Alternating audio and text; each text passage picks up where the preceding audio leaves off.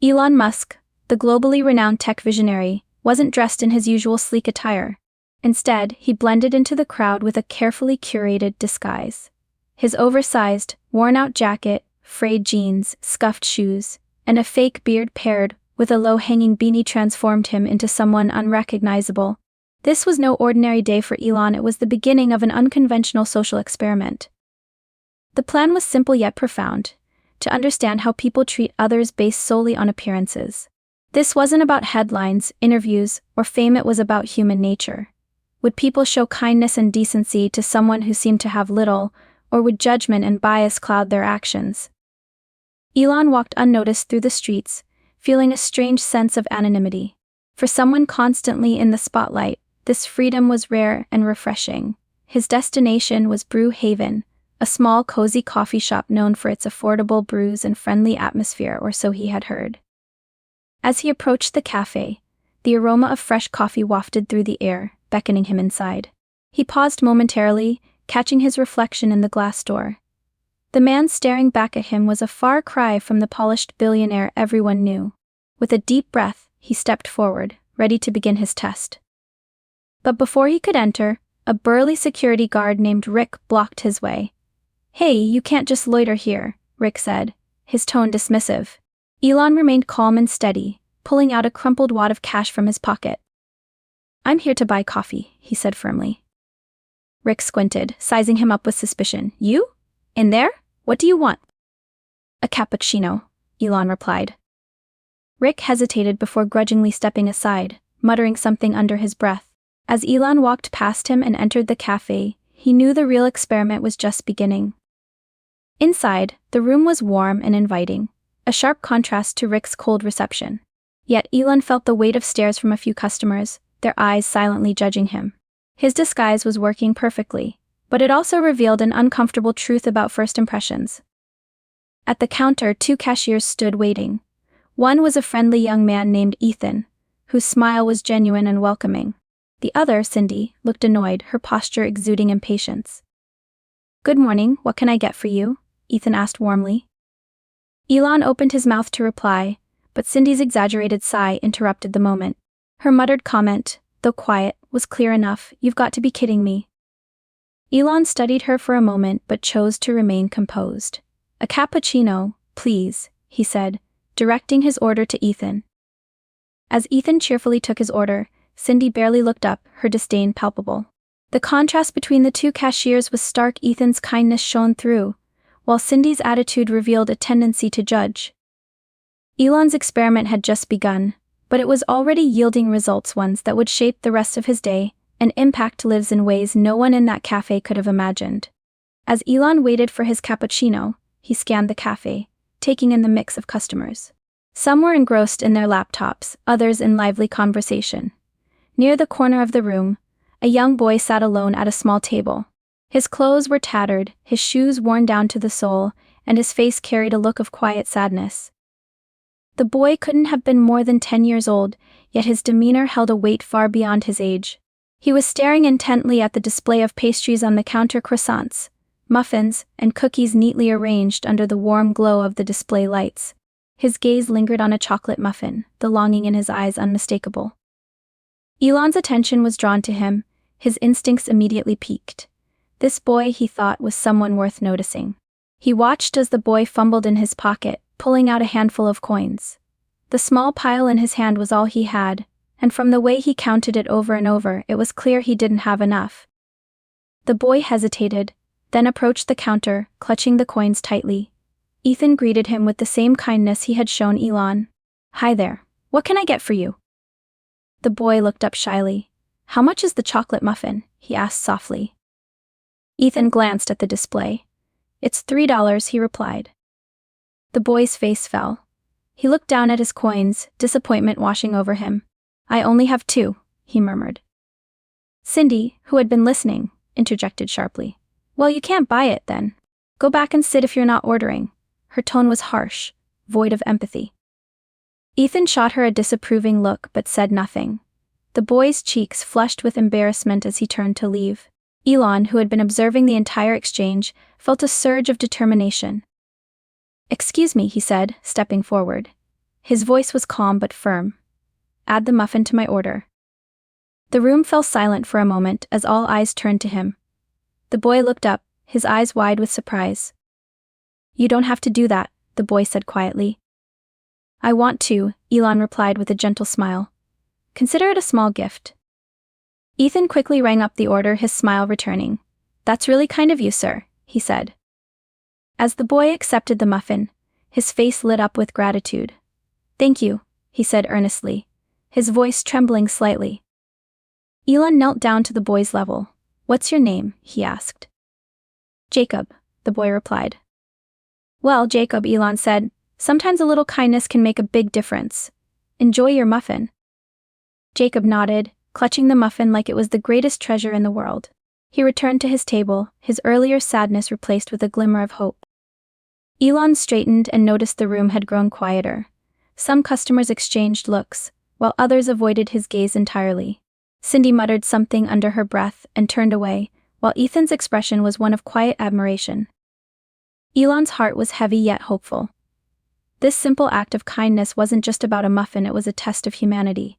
And for Jacob, it was a moment he would remember long after the muffin was gone. Elon couldn't shake the image of Jacob sitting in the corner of the cafe, savoring his chocolate muffin as though it were a feast. Something about the boy's demeanor, his quiet gratitude, his resilience stirred an emotion Elon hadn't felt in a while. This wasn't just a random encounter, it felt like a thread waiting to be pulled, unraveling a story that needed to be told. As he walked toward the exit, Jacob stood up from his table, clutching the muffin wrapper and his meager belongings, a worn-out backpack and a faded hoodie. Their eyes met again, and Elon couldn't help but ask, "Where are you headed, Jacob?" Jacob hesitated, then replied softly, "I'm going back to the shelter." Elon frowned. "The shelter?" Jacob nodded, his eyes dropping to the floor. "Yeah, I stay at the community shelter downtown. My mom's not around anymore, and my dad, he's not well." The words hit Elon like a punch to the gut. Here was a child, barely old enough to comprehend life's complexities, navigating struggles that no one his age should face. "Do you walk there?" Elon asked, concern evident in his voice. "Yeah," Jacob replied. "It's not too far, just a couple of miles." Elon thought for a moment. "How about I give you a ride?" Jacob's eyes widened.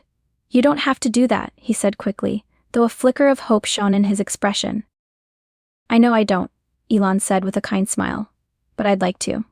Let's go." The boy hesitated for a moment before nodding. "Okay, thank you." As they walked to Elon's car, a sleek Tesla parked just outside. Jacob's astonishment was clear. "Is this your car?" he asked, his voice filled with awe. "It is," Elon replied. "Hop in." The drive to the shelter was quiet at first. Jacob stared out the window, marveling at the city lights, while Elon contemplated how to approach the situation. "So, Jacob," Elon finally said, breaking the silence, "what do you want to be when you grow up?" The question seemed to catch Jacob off guard. "I don't know," he said hesitantly. "I guess I'd like to help people. Like, maybe a doctor or a teacher, but I don't think that'll happen."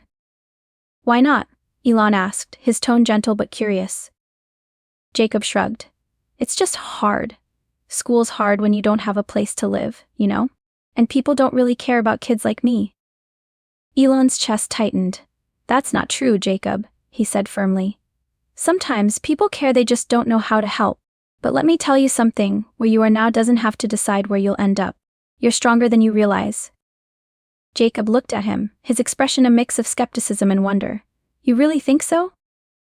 "I know so," Elon replied. "And I'll prove it to you." They arrived at the shelter, a modest building tucked between two larger ones, its sign barely visible in the dim light.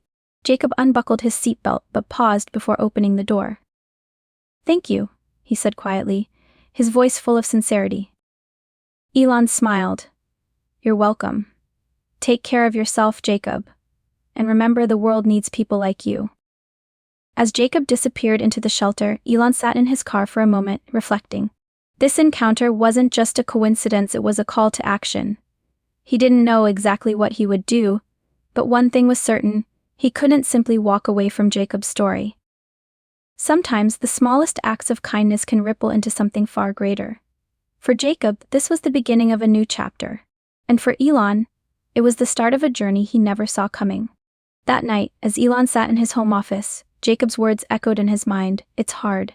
People don't really care about kids like me." Elon stared at his desk, cluttered with blueprints and ambitious plans for space exploration, clean energy, and the future of humanity. Yet, for all the grand ideas he had brought to life, this one encounter had brought his attention to a more immediate and human challenge: the plight of children like Jacob. With a sigh, Elon opened his laptop and began researching. He scrolled through articles and statistics about homelessness among children in the United States. The numbers were staggering. Thousands of kids like Jacob were growing up without the stability of a home, struggling to access education, healthcare, and the basic opportunities they deserved. He leaned back in his chair, deep in thought. If his work was about improving the future, then didn't that also mean ensuring kids like Jacob had the chance to thrive? The realization was sobering but inspiring. The next morning, Elon called his assistant. "I need a meeting with the team," he said. "We're launching a new initiative." "A new initiative?" the assistant asked, curious. Within days, the wheels were in motion. Elon assembled a team of experts in education, social work, and child advocacy. He outlined his vision: a network of programs designed to address the root causes of homelessness, offering shelter, schooling, and pathways to a better future. But it wasn't just about funding a charity. Elon wanted this initiative to be personal, hands-on, and impactful. He envisioned community centers equipped with technology labs, libraries, and mentorship programs where kids could dream big and develop the skills to achieve their goals. In the meantime, Elon couldn't forget about Jacob. He made a call to the shelter, where the boy was staying, and learned more about his situation. The shelter staff spoke highly of Jacob, describing him as a bright, polite child with untapped potential. A week later, Elon returned to the shelter, this time with a plan. He brought along a laptop, school supplies, and a promise. "Jacob," he said, handing the boy the laptop, "this is for you. I want you to use it to study, explore, and dream. And this is just the beginning. I'll make sure you get the support you need to reach your goals." Jacob's eyes widened as he accepted the gift, his hands trembling slightly. "Are you serious?" he asked, his voice barely above a whisper. "Absolutely," Elon said. "But you have to promise me one thing: never stop believing in yourself. You're capable of amazing things, Jacob. Don't let anyone tell you otherwise." Tears filled Jacob's eyes as he nodded. "Thank you," he said, his voice choked with emotion. For Elon, this wasn't just an act of kindness, it was a commitment. He knew there were thousands of Jacobs out there, children brimming with potential, waiting for someone to believe in them. And he was determined to be that someone. As he left the shelter that day, Elon felt a renewed sense of purpose. The Future Hope Initiative was more than a project. It was a mission to ensure that no child was left behind in the pursuit of a brighter future. And for Jacob, that single encounter had planted a seed of hope, one that would grow into a story far greater than either of them could have imagined. Jacob's life began to transform in ways he could never have imagined. The laptop Elon Musk had gifted him became more than just a tool, it was a window into a world of possibilities. Jacob spent hours exploring educational websites, learning math, science, and coding.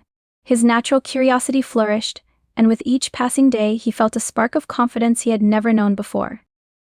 At the same time, Elon Musk's Future Hope Initiative was gaining momentum.